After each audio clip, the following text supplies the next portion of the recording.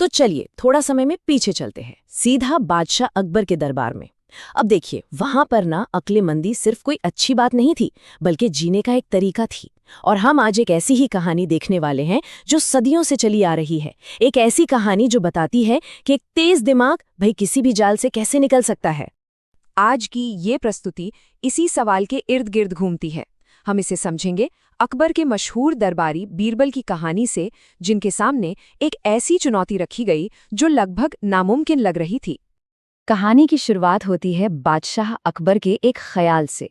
वो अक्सर ऐसा करते थे और इस बार भी उन्होंने बीरबल की जबरदस्त हाजिर जवाबी को परखने का फैसला किया और इसके लिए एक बड़ी मजेदार योजना बनाई। अच्छा, तो अब जरा इस प्लान को समझते हैं। अकबर की योजना मतलब बड़ी बारीक थी। उन्होंने क्या किया कि बीरबल को छोड़कर बाकी सभी दरबारियों को एक एक अंडा दे दिया और सबको बोल दिया कि इसे छुपा कर रखना। और अगले दिन सुबह सुबह तालाब के किनारे एक कह सकते हैं सबके सामने एक इम्तिहान की तैयारी कर ली। तो अगली सुबह दरबार में एक अजीब सी शांति थी। बादशाह ने सबको बताया कि उन्होंने एक सपना देखा है, एक ऐसा सपना जो वफादारी का इम्तिहान लेने वाला था। पर असल में ये कोई सपना नहीं था, ये तो एक बहुत ही चालाकी से बुना गया जाल था। उन्होंने ये ऐलान पूरे दरबार के सामने किया, मतलब एक ऐसी सिचुएशन बना दी जहां कामयाब सिर्फ वही हो सकता था जिसे ये राज पता हो। और बीरबल को तो इस बारे में कुछ भी नहीं पता था। तो बस चुनौती सामने थी और दरबारियों ने बादशाह के इस खेल में अपना अपना किरदार निभाना शुरू कर दिया। जैसा उन्हें बताया गया था, एक के बाद एक दरबारी तालाब में कूदने लगे और फिर एक एक करके वो सब अपने छिपाए हुए अंडे के साथ बाहर निकले। इससे वो अपनी वफादारी भी साबित कर रहे थे और बेचारे बीरबल को अकेला भी छोड़ रहे थे। और आखिर में बारी आई बीरबल की। वो भी पानी में कूदे।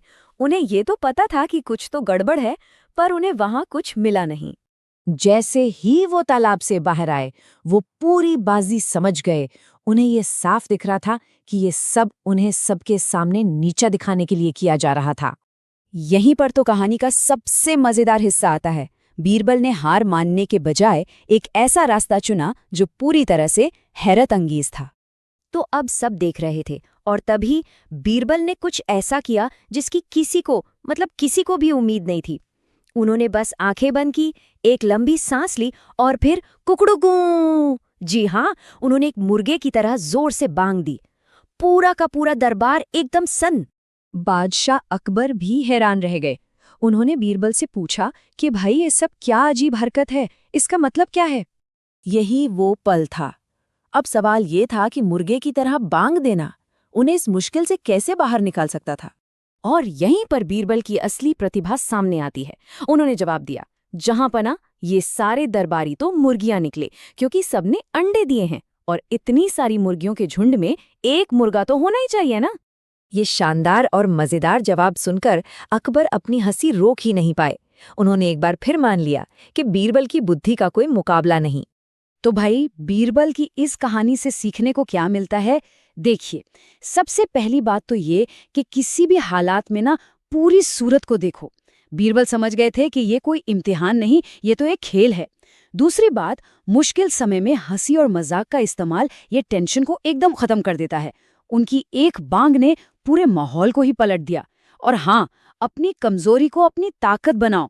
बीरबल के पास अंडा नहीं था और उन्होंने इसी बात का इस्तेमाल ये साबित करने के लिए किया कि वो तो मुर्गा है। और आखिर में सबसे जरूरी बात, जब लगे कि फंस गए हो तो खेल के नियम ही बदल दो। बीरबल ने बादशाह का खेल खेला ही नहीं, उन्होंने तो अपना ही एक नया खेल शुरू कर दिया। और ये कहानी हमें एक बहुत ही दिलचस्प सवाल के साथ छोड़ जाती है। अपनी जिंदगी में ऐसे कौन से मौके आते हैं जब बीरबल की तरह सोचना, यानी सही जवाब देने के बजाय सबसे शानदार जवाब देना ज्यादा असरदार साबित होता है?